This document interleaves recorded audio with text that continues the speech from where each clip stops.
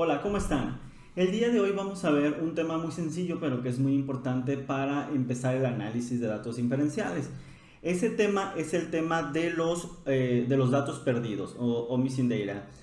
Esto es muy importante porque dependiendo de la cantidad de datos perdidos que tengamos, esto también va a perjudicar el tipo de análisis inferencial o el tipo de análisis que nosotros vayamos a tener.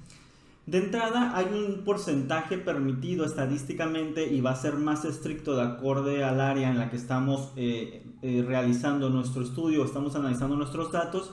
Hay áreas como mucho más estrictas que solo te permiten el 5%, pero hay otras que te logran permitir incluso el 10% de datos antes de que tú requieras validar que tus análisis no van a ser perjudicados. Es decir, siempre hay manera de lidiar con estos datos perdidos. Una de ellas, por ejemplo, es cuando nos pasamos de este porcentaje que con el tipo de información o los medios que captamos últimamente o más recientemente, no debería haber mucho más problema porque regularmente utilizamos formularios cuando son encuestas, por ejemplo, pero a veces digamos que sí vamos a un lugar y que nos responden en papel y lápiz. Ahí es donde podemos encontrar el mayor número de problemas en el análisis de datos porque no tenemos control de lo que ellos sí pueden llegar a omitir.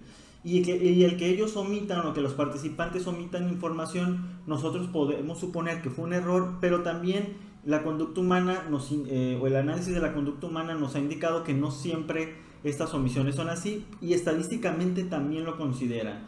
Tanto así que hay análisis de datos perdidos aleatoriamente o no aleatoriamente, ¿no? Pero bueno, por el momento no creo que no será necesario llegar a eso. Yo creo que en la mayoría de los casos tenemos que estar dentro de ese 10% porque todo esto parte del cuidado de la creación del instrumento, de la aplicación del instrumento.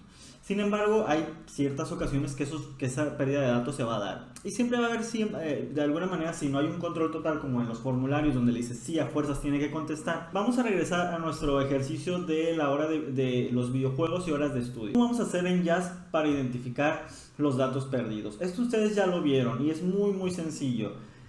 Sí, aquí lo primero que hay que hacer es ver que nos diga qué datos perdidos son y el porcentaje de datos perdidos. Si nos encontramos, por ejemplo, en el área de la psicología, al menos que sea un tema muy clínico, muy específico, por ejemplo, de algún uso de un tratamiento o algo muy parecido a eso, pues bueno, quizás sí nos van a sugerir el 5%, pero digamos que nos aceptan el 10%. Aquí lo que vamos a hacer es primero ver si la cantidad de datos perdidos que tenemos sobre nuestros datos pues no supera esto. Si no supera esto, hay un método de imputación que automáticamente hace Jazz y que también lo pueden hacer otro software, pero Jazz lo hace de manera normal o natural, que es el pair list o eliminación del dato, ¿no? De la lista de los datos. Entonces también hay otro tipo de método que es sacar que el dato tenga el promedio del valor de todas las demás calificaciones del participante, etcétera. Sin embargo, estos métodos de imputación son aceptables, por ejemplo, cuando tenemos muy pocos datos perdidos, por debajo de esta cantidad que yo les mencionaba. Sin embargo, va a haber otro tipo de análisis, como los análisis factoriales, en donde esto no es del todo permitido, porque esto sí nos va a afectar muy fuertemente en lo que viene haciendo nuestras regresiones. Entonces, de esta forma, pues vamos a ver cómo nos indica los datos perdidos Jazz. Y es muy sencillo. Miren, vamos a regresar a lo que es lo que es Jazz. Vamos a abrir el documento como ustedes ya saben abrirlo.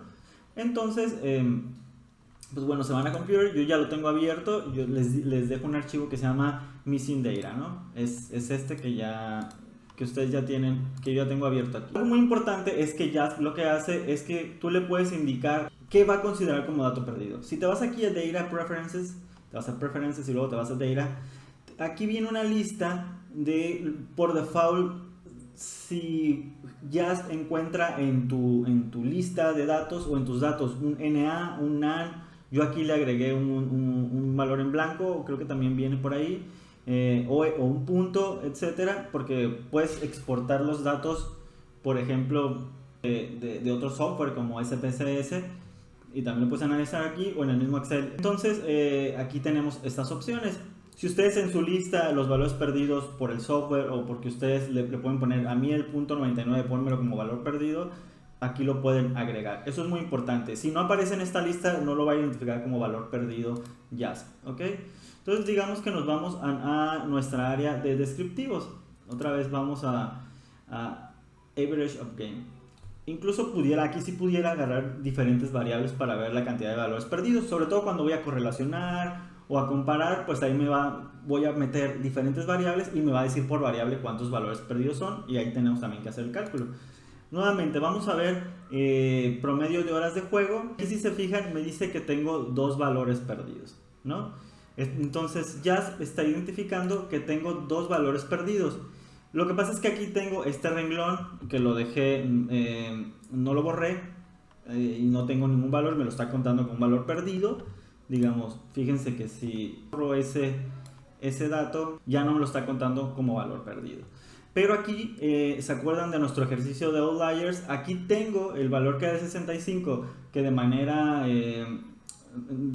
directa yo lo había puesto para identificar como un valor perdido. Ahora lo he borrado, y efectivamente en lo que son mis descriptivos ya me va a indicar que tengo un valor perdido, que no es más que ese valor que yo borré. Y entonces, si aquí tengo 16 valores, 16 respuestas a esa variable, solamente tendría yo que calcular qué porcentaje es el valor perdido de eso. Lo pueden hacer ahí mismo en Excel, lo pueden hacer un cálculo rápido. Algunos software ya te dan el porcentaje y ya te dan un análisis incluso un poco más detallado de estos valores cuando tienes muchas variables. Pero por ahora pues es suficiente con saber qué es ese porcentaje. Entonces a mí por este momento no me preocupa el método de imputación que va a realizar Just, ¿no? Que este método de imputación sería borrar el dato o simplemente no considerarlo en el promedio, ¿no? Pero ojo, es muy importante porque a veces si saco el promedio contando la cantidad de datos, la cantidad de sujetos, pues sí me pudiera afectar. Aquí no habrá mayor problema, solo considerará los datos que existen y punto. Y eso es lo que hará. Si se fijan, me da la media de 1.406 en esa variable, y no hay mayor problema en el método de imputación. Lo que hizo Just es decir, este dato yo no lo voy a considerar porque está marcado como alguno de estos valores que me indicaron, por lo tanto no pasa nada. Y así de sencillo es identificar los datos perdidos. Ya la imputación de mayor cantidad de datos perdidos, pues es un tema un poco más complejo que veremos más adelante, porque bueno, hay diferentes tipos de imputación, ya requieren una ejecución más compleja, que sí lo puede hacer Just, pero lo tenemos que hacer con fórmula, o bien incluso algo tan sencillo como un siguiente paso es que nos saque los promedios. Entonces ahí sí, de ese dato perdido, sea con base al promedio de los datos del participante. Eso también se puede hacer de manera muy sencilla con fórmula en nuestro cuadro que ya habíamos visto aquí, ¿no? Que solamente tendríamos que irnos a esta parte, al filtro, y aquí en horas de sueño yo le tendría que decir que me sustituya uno de los valores perdido por la media o por otro tipo de valor. Ya que lleguemos a análisis factoriales, por ejemplo, pues bueno, ahí sí tendríamos que identificar exactamente cómo manejar este tipo de datos. Y bueno, eso sería de manera muy sencilla el tema de datos perdidos, pero es importante que no lo pierdan de vista, porque muchas veces se comienza a hacer análisis inferenciales y ni siquiera se considera si estamos analizando diferentes cosas, como ya lo habíamos visto: test de normalidad, test de homogeneidad, valores perdidos u outliers.